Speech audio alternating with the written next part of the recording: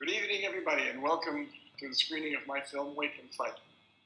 I'm very proud of this film. I think it's one of my best films, and some other people think so too, because recently the Cannes Film Festival declared it to be a Cannes Classic. It's one of the most prestigious awards that any film can receive. But when I first set out to make this film, I was a bit trepidatious for making a film about a country that I knew nothing about, a culture that I was totally unacquainted with.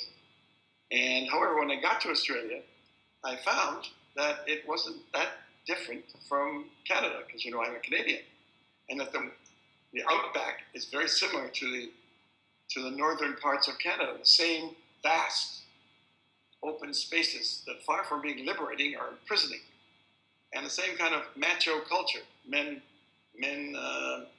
drinking, fighting, shooting. It was the same world. So, in fact, I used to describe Canada to people about Australia. I said, Canada is Australia on the rocks. At any rate, I did a lot of, honestly, when I went there, I did a lot of research in Broken Hill, hung around the pubs. And I remember one day, there was a location of a pub standing in the middle of nowhere, or a hotel, as it was called there, a hotel.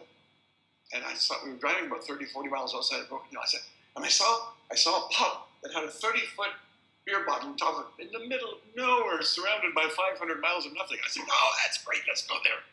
So I went over there, and it was wonderful. But it was a Sunday, and there was 30, 40 cars out there with women with big hairdos, all standing, sitting inside the cars, because, of course, women are not allowed to go inside the pubs. There was 110 in the shade and no shade department.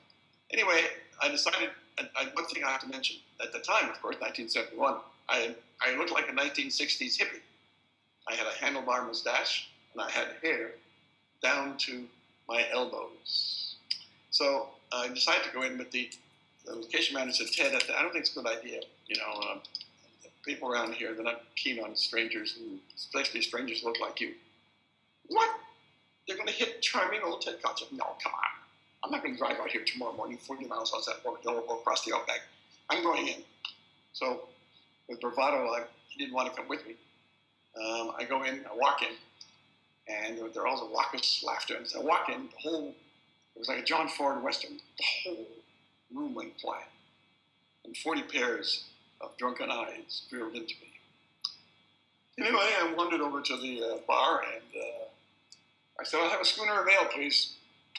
And there was a drunken guy next to me, about 5 feet away, and he kind of leaned into me. And he looked at my long hair. "Shit." Then he kind of leaned in again and he looked at my mustache. "Shit." And finally he said, "Hello, Stalin." Of course, he stuck his chin right in my face. It was inviting the reply, "Who the hell are you calling Stalin?" Death! Because, of course, fighting is endemic there. But I did nothing. I just smiled and drank back my schooner of ale. And then he said in a much louder voice, which quieted the whole room down, I said, "Hello, Stalin." So I said to him, "Listen, I'd love to talk to you, but I'm dead." He didn't get it for a second. Then he got it, and he started to laugh, and the whole room started to laugh. And he said, "I love a bloke with a sense of humor. Give this guy a schooner of ale." And, of course, the whole room became my friends, and they looked after me. I was mateship. Wherever I went, and whenever somebody wanted to fight for me, have a fight with me in some pub that I was visiting, a voice would say, "Hey, Bert, you leave Ted alone. He's my mate." "Oh, sorry, Al. Hey, Ted, come on, let me buy you a drink." They looked after me. I never knew that they were following me. I never saw them, but they were always wherever I went. And I understood now the nature of mateship, of course, what you need in a climate like that.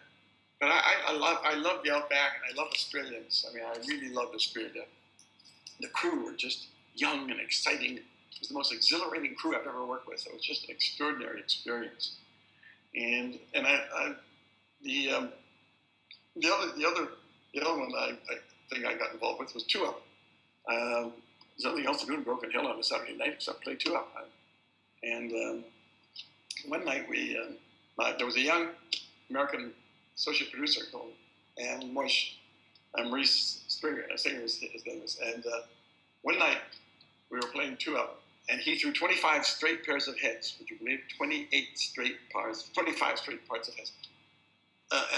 And of course, I was doing all the gathering. I'll take any tiles. I'll take any tiles. I'll take any tiles. We cleaned out the whole of the 2-up school that night. And the owner came over and said, Ted, get your money. I've locked the front. I've locked all the doors. You got a 10-minute head start. So Maurice and I went up, ran like hell, went and hid the money at our motel. And afterwards, in the euphoria of winning all that money, we won about $15,000, Australian dollars. And I said, geez, Maurice, I feel terrible. These guys, all these miners and sheep farmers, it's their weekly salaries. We cleaned them all out. And he says, Maurice said, well, let's give them their money back. And I said, we can't get them back. That's an insult to their manhood. I'll tell you what. What we did was we threw the biggest bash that Broken Hill has ever seen and will never see again. We invited all the guys from the 2-up school, and I said, you can drink as much as you like, and you can eat as much as you like, and you can dance as much as you like. And it was the wildest party, and boy, they took me at my word. They drank a brewery. They finished a brewery down there. But I love Australia. I love the Australian people. And great thing was in the 2-up school, I used all the guys that I played 2-up with. And they're all natural actors. Australians are very, very, they're very extroverted people. And so they have lots of energy. So it was very easy to shape that energy. And I got wonderful performances from ordinary Australian civilians. Anyway, I go on too much. I go on too long. You didn't come to see or hear me. You came in to see and hear my film. I hope you enjoy it. All the best. Good night.